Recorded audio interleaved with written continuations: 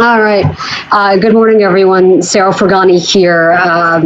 Obviously, the last couple of days have been really difficult for our entire community after what happened in Uvalde. This has affected everyone, old and young, and it remains to be a big discussion today, especially amongst a lot of families. I know I've heard from a lot of parents and families about the difficulties and the struggles of having to communicate such a tragedy to your children of all ages.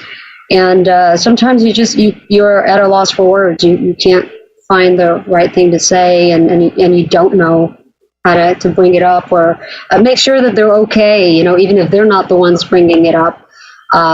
May is Mental Health Awareness Month, and it wasn't that long ago we had Dr. Kimberly VanBuren just to talk about mental health awareness among adults and among children.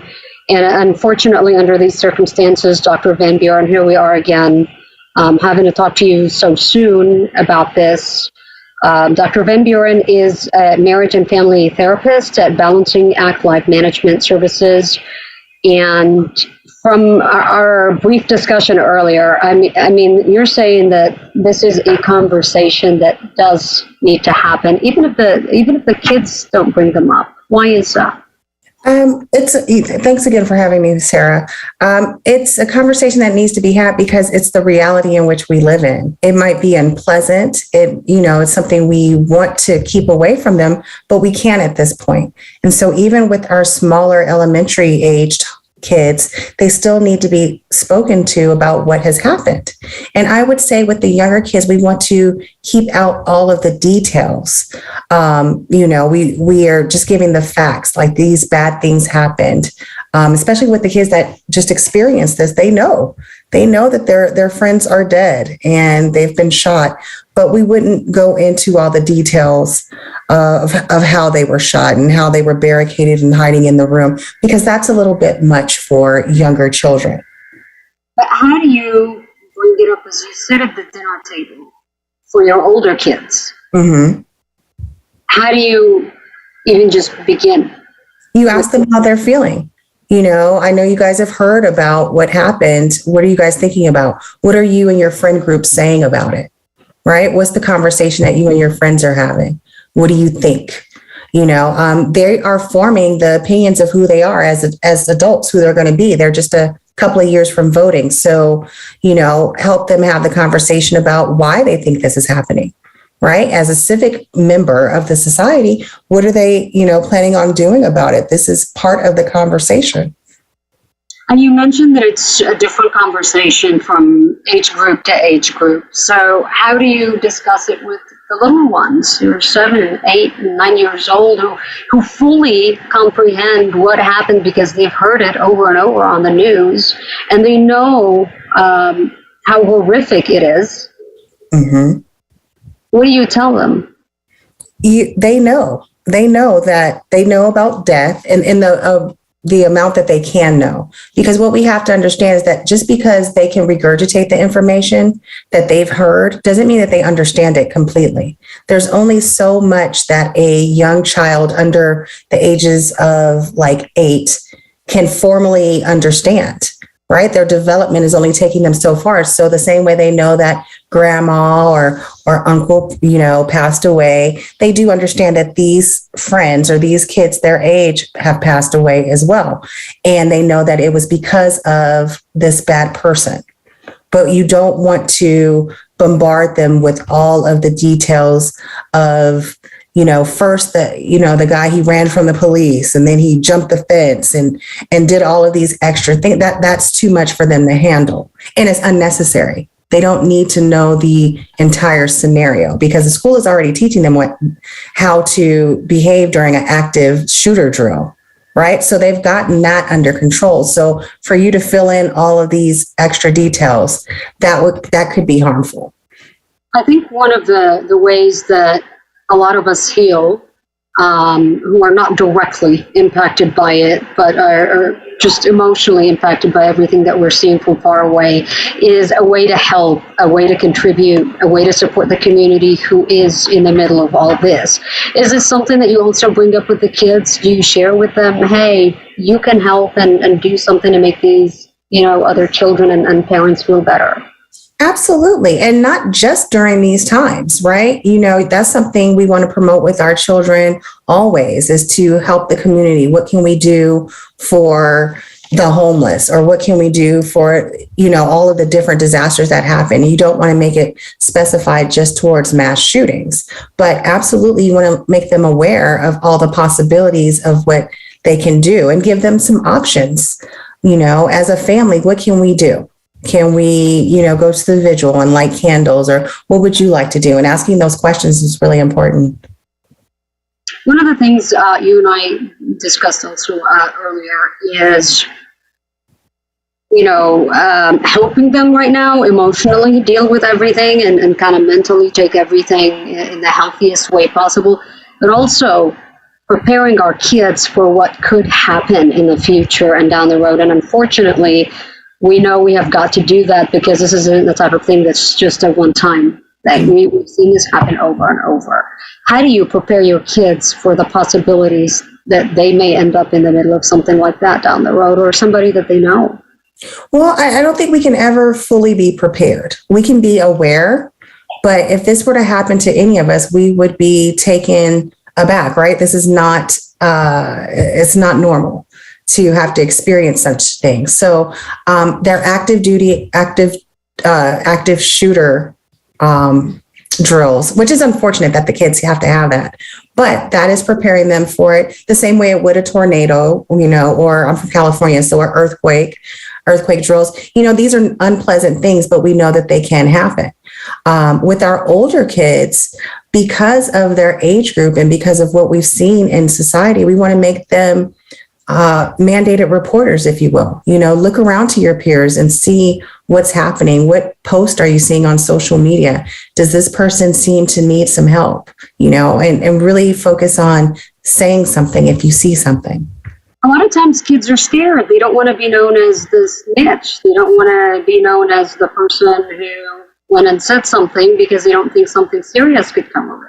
And this is the time to really, drive that point home, that this is not about being a snitch. This is about safety for you and your peers. So if you see something on social media, really make it a point to bring it to someone's attention. And in many cases, and in this case as well, as we've seen, a lot of times there are some sort of sign on these days on social media prior to it happening. Right. And not only that, showing weapons and guns and things. What do you think about that? Asking them, what do you think about that if your friend came and showed you a gun? What would that mean for you? And just kind of getting their feedback on it to see what they're thinking so that you can have this open dialogue. And you want to be sure to make it that the kid feels, comfortable. You don't want to freak out every time. Like if somebody did that, like, oh my God, make it so that they will bring you this information when it does happen.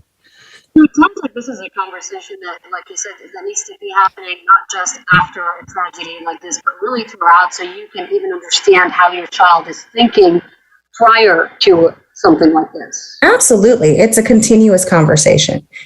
We need to check in with our kids frequently and constantly. We should always know what's going on at school. And I know we talked about this before. The kids are going to be quiet, like nothing happened, and so be creative in your questioning, like, oh, what happened in biology today? Or do you have any friends in that class? Is it boring? Do you like the teacher? Just so you can get a feel for how their day is spent, who they're spending their time with. Like, do you have any friend that's in all of your classes? Or, who do you eat lunch with? What's happening, so that they understand that you're interested in their life, in good times and bad. Just as important as it is to talk about all these things with them, you were saying it's just as important to unplug a little bit and get them away from the news, from things that are constantly being talked about.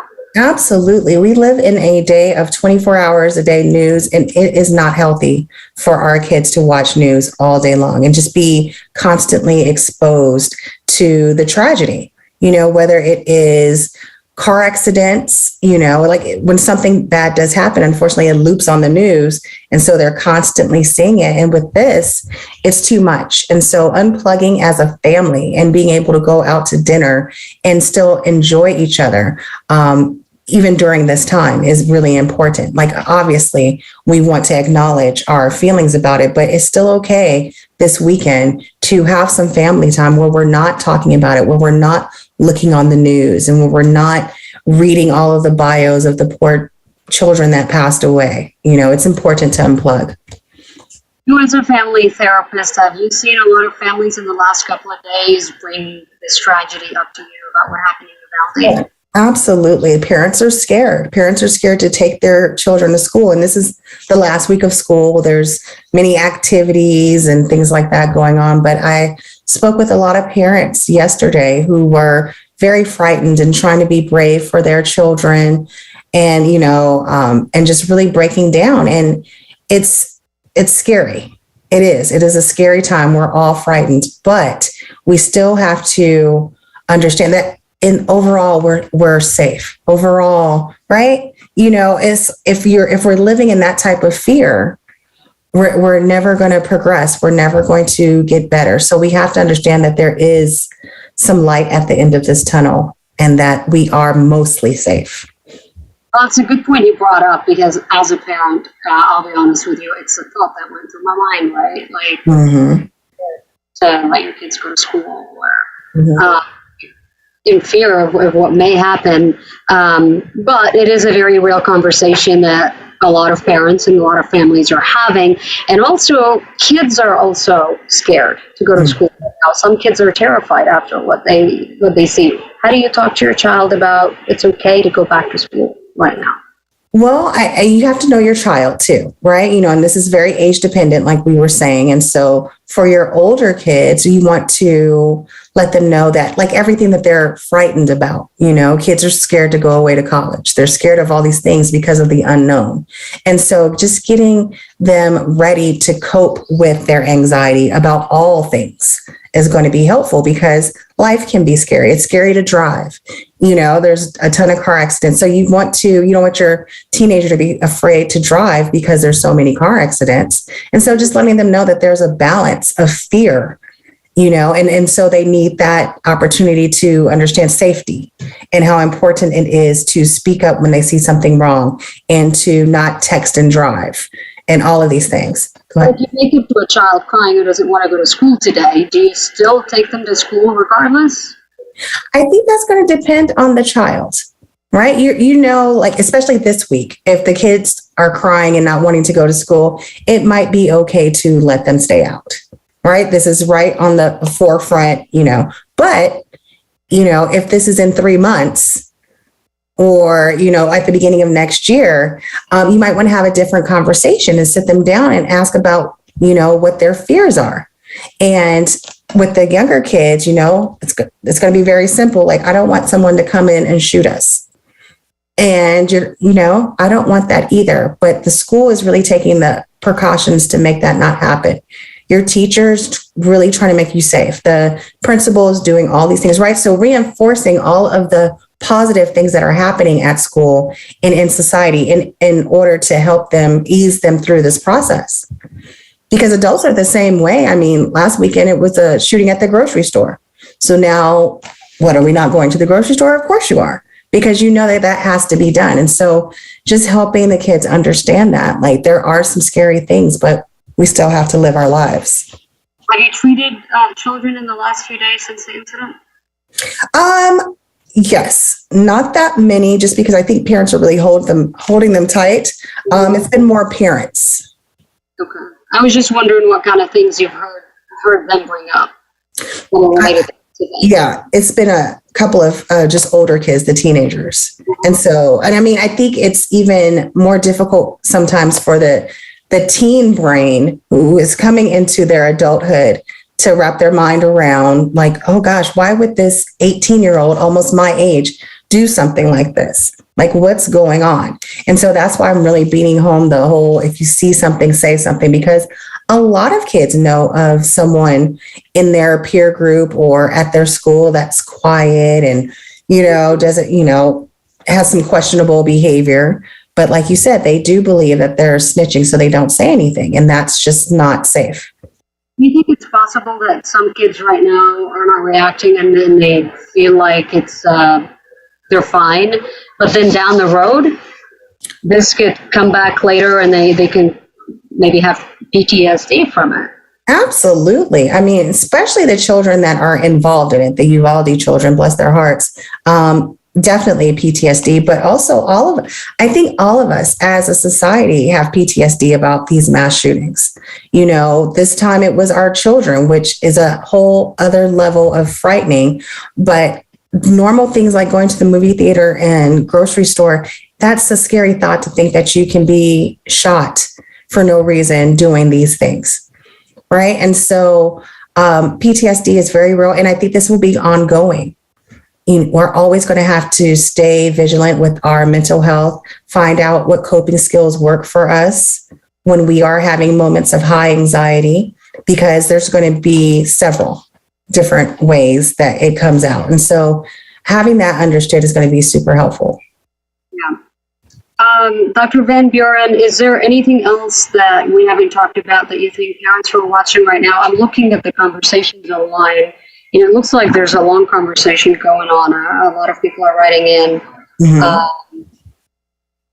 And I think, people are really reiterating the concerns, right? That most of us, that we've talked about, most of us have. Is there anything that you feel like maybe we haven't discussed that parents should absolutely know? I'm sure there's a ton of it because there's so much information, there's so many things. Absolutely. I want people to continue to write in and I'll check it later and respond on there if there's anything specific that we can answer. But more than anything, I just want everyone to know to check in with their kids. Know your kid. Just because we're saying a 7-year-old is able to understand this, maybe your 7-year-old is not. Right? Maybe your 7-year-old is more advanced and understands more. So you're really going to focus on what your child can handle and what their level of understanding is. It's going to be very specific towards your family. How do you guys talk about death in general with family members? And so knowing that's going to be your base for how you start this discussion. Excellent. Dr. VanBuren, thank you very much for coming in on this morning and talking about this incredibly important subject. And just take care of yourself and your family. And, we'll see you soon, hopefully on a different note. Yes, absolutely. You guys take care too. And, just everyone really hold tight to your loved ones and focus on there is still good in the world. There is. Yeah, absolutely. Thank you very much. You're welcome.